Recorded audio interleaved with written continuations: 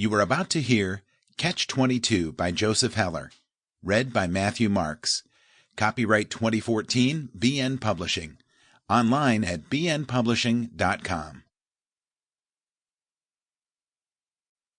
Catch-22 by Joseph Heller. It was love at first sight. The first time Yossarian saw the chaplain, he fell madly in love with him. Yossarian was in the hospital with a pain in his liver that fell just short of being jaundice. The doctors were puzzled by the fact that it wasn't quite jaundice. If it became jaundice, they could treat it. If it didn't become jaundice and went away, they could discharge him. But this, being just short of jaundice all the time, confused them. Each morning they came around, 3 brisk and serious men with efficient mouths and inefficient eyes, accompanied by brisk and serious Nurse Duckett, one of the ward nurses who didn't like Yossarian. They read the chart at the foot of the bed and asked him patiently about the pain. And they seemed irritated when he told them it was exactly the same. "Still no movement?" the full colonel demanded. The doctors exchanged a look when he shook his head. "I'll give another pill."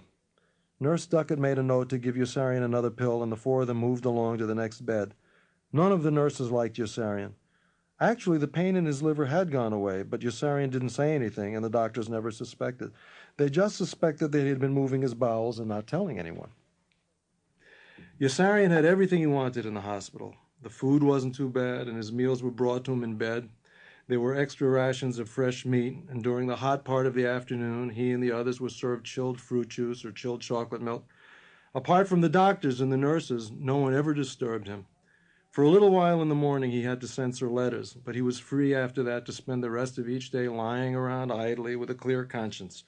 He was comfortable in the hospital, and it was easy to stay on because he always ran a temperature of 101.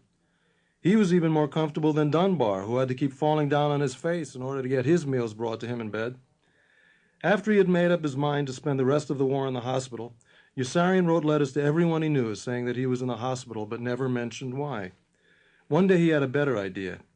To everyone he knew, he wrote that he was going on a very dangerous mission. They asked for volunteers. "It's very dangerous, but someone has to do it. I'll write you the instant I get back." And he had not written anyone since. All the officer patients in the ward were forced to censor letters written by all the enlisted men patients who were kept in residence in wards of their own. It was a monotonous job, and Yossarian was disappointed to learn that the lives of enlisted men were only slightly more interesting than the lives of officers. After the first day, he had no curiosity at all. To break the monotony, he invented games. "Death to all modifiers," he declared one day, and out of every letter that passed through his hands went every adverb and every adjective. The next day, he made war on articles. He reached a much higher plane of creativity the following day when he blacked out everything in the letters but a, an, and the. That erected more dynamic interlinear tensions, he felt, and in just about every case left a message far more universal. Soon he was prescribing parts of salutations and signatures and leaving the text untouched. One time he blacked out all but the salutation "Dear Mary" from a letter, and at the bottom he wrote, "I yearn for you tragically. R.O. Shipman, Chaplain, U.S. Army." R.O. Shipman was the group chaplain's name. When he had exhausted all possibilities in the letters, he began attacking the names and addresses on the envelopes, obliterating whole homes and streets, annihilating entire metropolises with careless flicks of his wrist as though he were God. Catch-22 required that each censored letter bear the censoring officer's name. Most letters he didn't read at all. On those he didn't read at all, he wrote his own name. On those he did read, he wrote Washington Irving. When that grew monotonous, he wrote Irving Washington. Censoring the envelopes had serious repercussions, produced a ripple of anxiety on some ethereal military echelon that floated a CID man back into the ward posing as a patient. They all knew he was a CID man because he kept inquiring about an officer named Irving or Washington, and because after his first day there he wouldn't censor letters. He found them too monotonous. It was a good ward this time, one of the best he and Dunbar had ever enjoyed.